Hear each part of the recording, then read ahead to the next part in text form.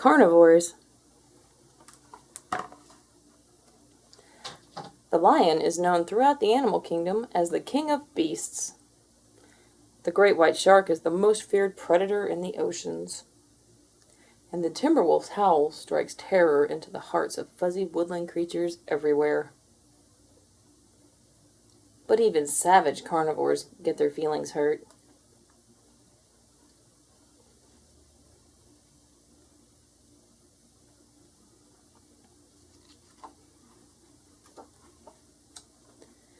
The lion tries to ignore it when the gazelles whisper behind his back.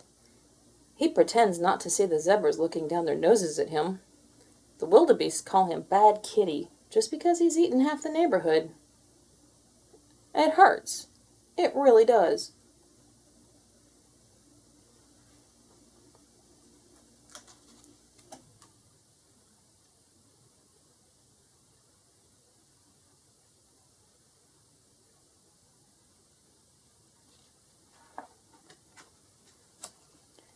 The great white shark. He gets such a bad rap. All those shark movies don't help. Everyone talks about his feeding frenzies, but he's simply a fast eater. Nobody understands.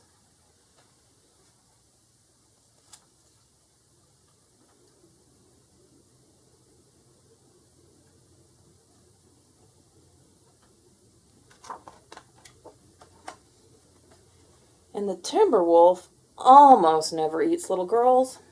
That Little Red Riding Hood story is very misleading.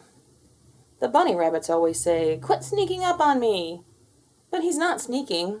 He's merely a very quiet walker with vicious fangs and scary eyes. He can't help it.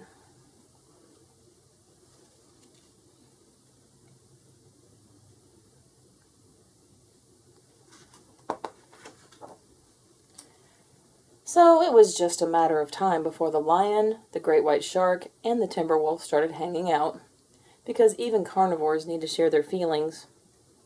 At their first get-together, the timber wolf came up with an idea that might solve everything.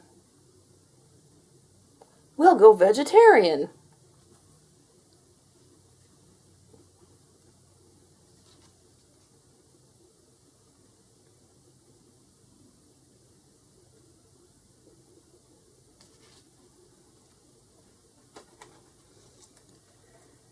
The lion tried to enjoy his salad, but leaves and bark kept getting stuck in his razor-sharp teeth. The great white shark ate nothing but seaweed for a whole day, but it left a horrible kelpy aftertaste in his mouth. And the timber wolf tried his hardest to eat only berries, but every single bush seemed to have a bunny inside.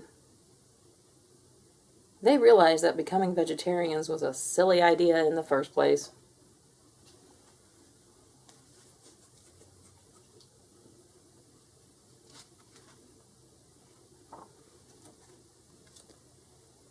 Before long, the great white shark came up with a fabulous new idea.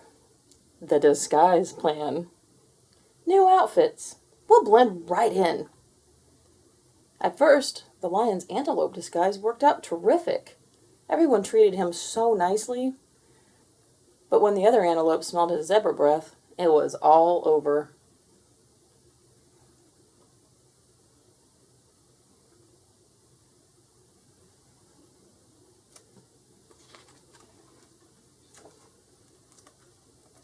The great white shark blended right in with the dolphins.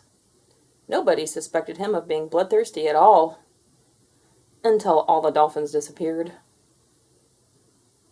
And the timber wolf kept drooling on all the other bunnies. The disguise idea was a dud, which was very frustrating, which made them all hungrier than ever.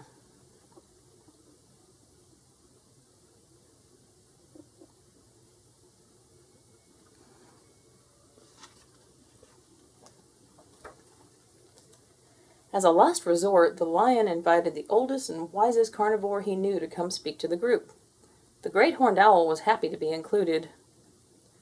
"What should we do?" asked the lion. "Everyone is mean to us," said the great white shark. "I never know what to say," said the timber wolf. The owl smiled. It used to hurt my feelings too, but now I remind myself, I'm not bad. I'm a carnivore. Eating meat is just what I do.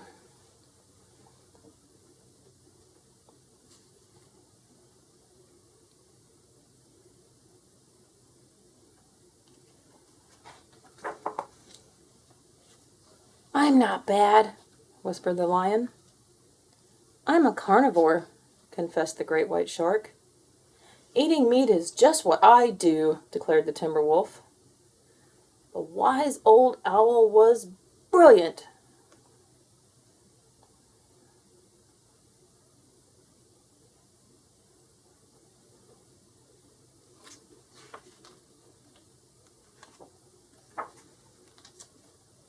It turned out he was also delicious.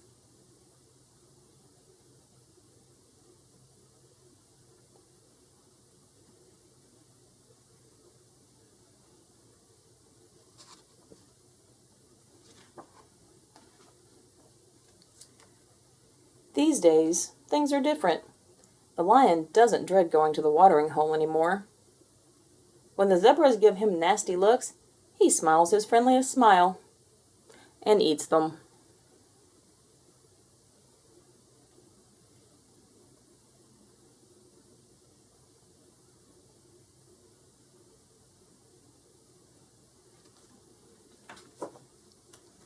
The great white shark feels much better about gobbling up everybody in sight.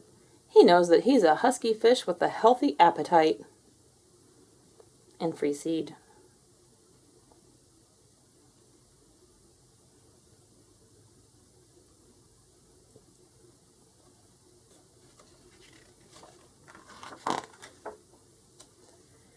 When the timber wolf gets the munchies, he doesn't think twice about grabbing a handful of bunnies. They have really negative attitudes anyway.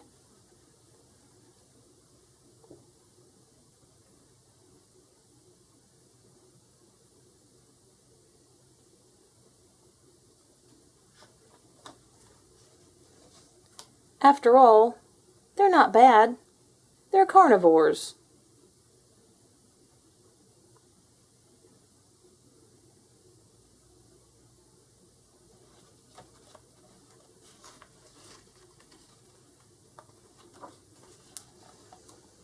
Eating meat is just what they do. The end. Don't forget to subscribe.